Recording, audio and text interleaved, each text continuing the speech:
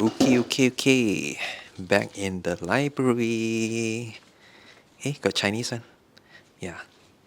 But what we are doing today is we are looking at the most depressing chapters in the whole Bible. That's what I'm calling the book of Judges, and especially the last few chapters, chapters 17 to 21.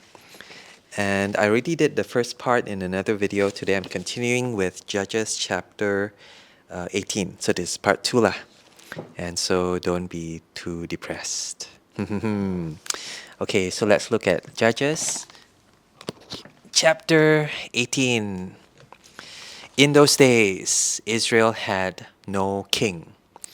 And in those days, the tribe of the Danites were seeking a place of their own where they might settle because they had not yet come into an inheritance among the tribes of Israel. So, poor thing lah. No place to call home. All their brother, sister, all got their own home already. Judah also got their own land already. We don't have land. Not fair. So, verse 2. The Danites sent 5 of their leading men, their leaders, the most Zai people, from Zorah and Eshtaol to spy out the land and explore it. These men represented all the Danites. They told them, go explore the land. So these are guys who have to look for a new home lah. But they have to do it secretly, spy ma. They don't want the people to know that they're going to invade this land and take it to make their own new home. So very sneaky. But also, yeah. I mean, this is what they did in Joshua's time. This is what they did in Moses' time, right? They're going to send the spies. And it was also a way of recceing, lah, finding out God's will. Does God want me to go to this place? So there are overtones of that from earlier history of Israel. Continuing on verse 2, so they entered the hill country of Ephraim and came to the house of Micah, where they spent the night. When they were near Micah's house, they recognized the voice. They recognized the voice of the young Levite. So they turned in there and asked him, hey, who brought you here? What are you doing in this place? Why are you here? So just based on the voice, they can recognize, hey, this guy doesn't belong in this place. Maybe it's his accent. Maybe it sounds very different from everyone else. He says la, no one else says la. Or maybe this priest, right, whom they recognize, maybe they know him. Maybe he's someone very famous. Say, hey, what are you doing here? Whatever it is, he seems to be out of place. He doesn't seem to be where he belongs. Verse 4, he told them what Micah had done for him, and he said, he has hired me to be his priest. And they said to him, please inquire of God to learn whether our journey will be successful. So the priest is essentially explaining that he migrated country and he has now this new employer called Micah, who's paying him to be his personal holy assistant lah. So they hear that and they say, hey, you help us lah. You pray to God for us, ask God whether our journey will be successful. And the priest answered them, verse 6, go in peace. Your journey has the Lord's approval, which is what you want to hear, right? God will bless everything that you do. You have to be a little bit sus lah, because this priest got problem one. You have to watch the previous video to find out why. But it's good news for them. They are hearing what they want to hear. They are hearing that God is blessing their journey. Yeah. Okay, verse 7. So the 5 men left and came to Laish, where they saw that the people were living in safety, like the Sidonians, at peace and secure. Wow, so nice. It's like the song. You know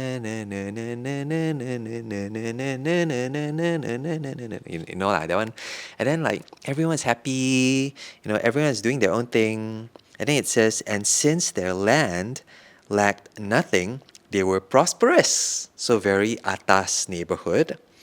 Also, they lived a long way from the Sidonians and had no relationship with anyone else. What does that mean? They had no relationship with anyone else. They were far from these people called the Sidonians. I guess it means that they're very isolated. No neighbors. They had no relationship with other people, and they were especially far from this place called the Sidonians, meaning the people whom they were closest to, the Sidonians, maybe they're their friends, maybe they're their taikos.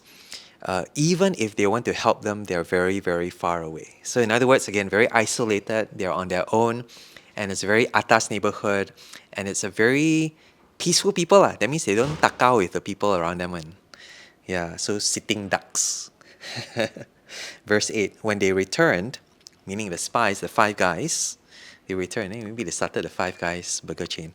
They returned to Zora and Eshtaol. Their fellow Danites asked them, "How did you find things?" They answered, "Come on, let's attack them. We've seen the land and it's very good. Aren't you going to do something? Don't hesitate to go there and take it over." So they're so excited to attack these unsuspecting people. So bad, right? They're so excited. Wow, what are you waiting for? Don't waste time already. Let's go and whack them. Lah.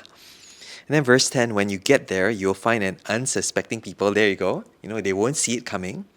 And a spacious land that God has put into your hands, a land that lacks nothing whatsoever. So they think that God has put this land into your hands. And I mean, I think that this means that they don't see that what they're doing is bad. They think that maybe because it's so easy to attack them, God has done this. It's so easy to attack these people who have no protection that somehow God will bless this act of stealing and, doing bad things. Anyway, verse 11, then 600 men of the Danites, armed for battle, so then take out all their swords, getting ready to taka already. They set out from Zora and Eshtaol. On their way, they set up camp near Kiriath Jearim in Judah. This is why the place of west of Kiriath Jearim is called Mahane Dan to this day. I need to check out what that means, but I think it means that they just name it after their tribe. Slowly but surely, they're already taking over new places and calling it their own, calling it Dan. Verse 13, from there, they went on to the hill country of Ephraim and came to Micah's house, jing, jing, jing, the place where they met the priest, the place where they got this blessing from God. And I think I'll stop here because a lot more to go, only half the chapter. But already, it's very troubling because, first of all, Judges didn't say that this is bad. Didn't say that they shouldn't be doing these things. It leaves it up to us to discern. But it's worrying because from their perspective, from the Danites, from the spies, they think it's okay. They think it's okay to just steal from other people. They think they deserve this. It's their inheritance.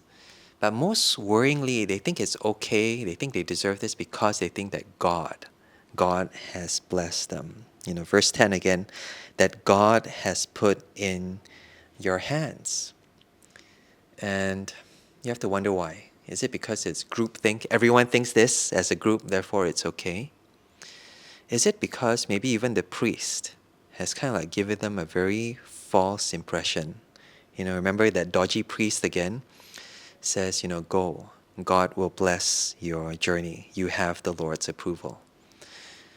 And I guess what it's saying, again, I could be wrong. Just me reading this that doesn't have any judgments whatsoever, but I think it highlights the danger of finding validation, finding approval from God in the absence of any real presence of authority and kind of godly submission in our lives. When we want to do whatever we want to do, when we're free to do anything, we are still looking for that approval, that validation. But in the end, we find it in very dodgy places, and we only hear what we want to hear so that we can only do whatever we want to do. Yeah, how's that? Quite depressing. Yeah. But yeah, that's part 2, looking at Judges chapter 18. More to come. By the way, I'm going to Uncle Roger restaurant later. That's why I'm wearing this funny orange shirt. See you. Bye bye.